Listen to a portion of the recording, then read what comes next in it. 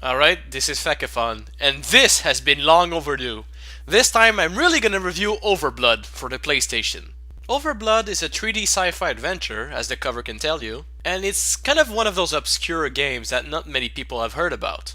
Now some of you might be asking, Fakafon, how come you've played this game? Have you seen the collection of crappy games I own? Of course I played this game! I think I've played like every crappy game in the world. Yeah, okay. But that's only because it costs like $3,000. Anywho, you play as Blandy McBland, the bearded man, and the first thing that happens in this game is that you wake up and you freeze to death. So what do? You put a fur jacket on. Yeah, that'll protect you from the cold. After that, you meet a little robot buddy that's called, I forget, and you're off adventuring. And right there is where the game already falls apart. Because it's fucking boring. You know what I just told you? That was the highlight of the game, because after that, it gets fucking boring. I mean, what's the plot of the game? Zombies, basically. Yeah. I mean, most of the time you're just wandering around doing nothing, collecting items, you don't know what the fuck they're for, and trying to figure out the stupidest puzzles in the world. Alright, I know I should elaborate, but I'm warning you guys. It's really dull. Now, the puzzles themselves are not really complicated. I mean, most of the time it's get the right item, put it at the right place, push something, or jump over something. Where it gets really stupid is the way you need to do things, or how you need to do things. Let me explain. In this game you can be standing up, or you can crouch, and when you crouch it's obviously to go into tight spaces. But that's not all it does. When you're searching an object, you're not just searching it normally from top to bottom. What you need to do is look at it standing up and look at it standing down, because he'll look at two different things, even though it's like, let's say, a computer on the table. When he's standing up and when he's crouching down, he's not gonna find the same things. Now, in every game in the world, if you're standing up, it's just assume you've checked everything, right? Not in this game. If you crouch, you'll find something else. And early on in the game, they let you know that this is one of the mechanics, but the first time it happened, I thought it was just a stupid thing. I never thought to do it ever again. But as it turns out, you need to do it all the time. See, at the beginning of the game, you're freezing and you need to hurry up because you're gonna die. And what you need to do is crouch down and push a button. Because if you're just standing up, he's reading like the manual or the instructions. So you need to crouch down because obviously you can't push a button if you're standing up. And it's the same thing. When you get to the chest that contains the fur garment so you don't freeze to death, same thing. The guy is freezing to death. And his first instinct is not to crouch down and open the chest. No, it's just to look at it from afar and say, well, that's a chest. It could save my life, but sadly, I'm not crouching, so just open it, you fucking idiot. That's not the kind of game this is, man. I don't know. It's just a really weird design decision. It'll fuck you in the ass a couple of times in this game. But at least once you know you can do it, then it's okay. Another place where I got hung up though is you need to go through a gate at some place and it says these metal gates are too strong, I need to break them. And you actually get a tool to cut metal. Now for some reason I think there's two metal cutting tools in this game and the first one doesn't work on that great. Don't ask me why, apparently it's a special metal that can only be cut by another tool. What you need to do with this cutting tool, which I never figured out and got completely lucky, is that somewhere around the level you can hear water running, okay? And that's where you need to cut the metal. How would I guess that? Oh, running water? Obviously I need to cut the floor. What the fuck?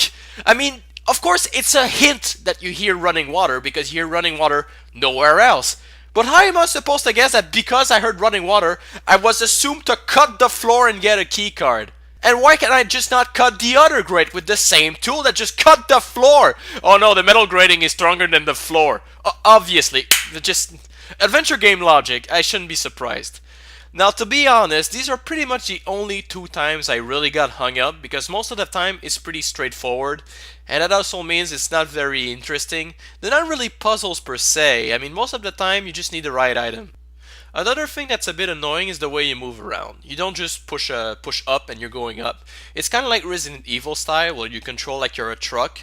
And that's fine. I mean, it makes for interesting camera angles because they're trying to instill fear inside of you. But it's not really necessary because in this game there's no surprise attack. Every time a fight occurs, you're prepared and you know it's coming. Unlike Resident Evil where something can just crash down and attack you or zombies will pop up at the corner, in this game you enter a battle mode so you're never gonna get taken by surprise. There's no point. the place where this game really falls apart is the story. The story is pretty, simple. Just you wake up in a laboratory, you don't know who you are, and you're all confused, and you realize that there's a virus going around that's killing people and turning them into moss zombies. And you realize that you're infected too, and you're becoming a zombie, which is really scary. So there's a time crisis. You need to get the cure.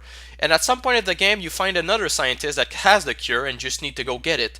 But when you get to the cure, it's too late and you turn into the zombie. But that's okay because then you're cured.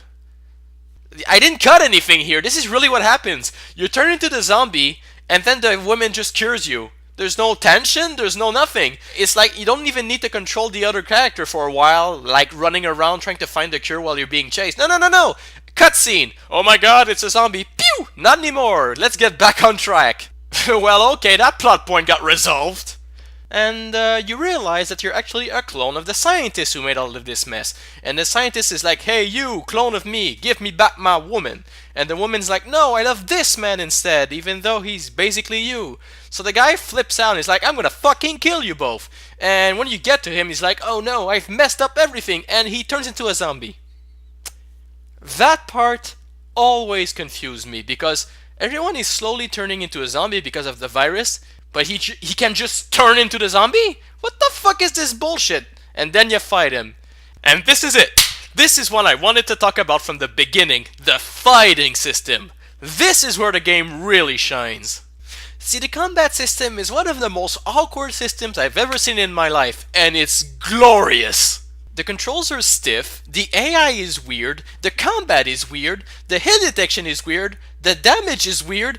Everything is weird, it doesn't work properly, but oh my god, is it fun. I mean, when you're punching the zombies, it feels like you're fucking the Hulk, because your fists are like, "Arr!" and the zombies like, "Bruh!" And it's just so cool. Of course, the zombies sometimes get you too, but that's so, oh god, okay, focus, Fakafon, focus. Now, there's only pretty much one thing you can do in combat. Try to avoid the enemy and punch him. And only the guy can fight, so the woman cannot fight and the robot cannot fight either. And trust me, you'd better enjoy those combat scenes because there's only 6 of them in the game. I'm serious. There's basically 3 enemies. Moss zombies, tougher moss zombies, and the last boss. Yeah, I think even Trespasser had more enemies than that. Anyway, back to the plot of the game. So you reach the last boss and he goes crazy and tries to kill you.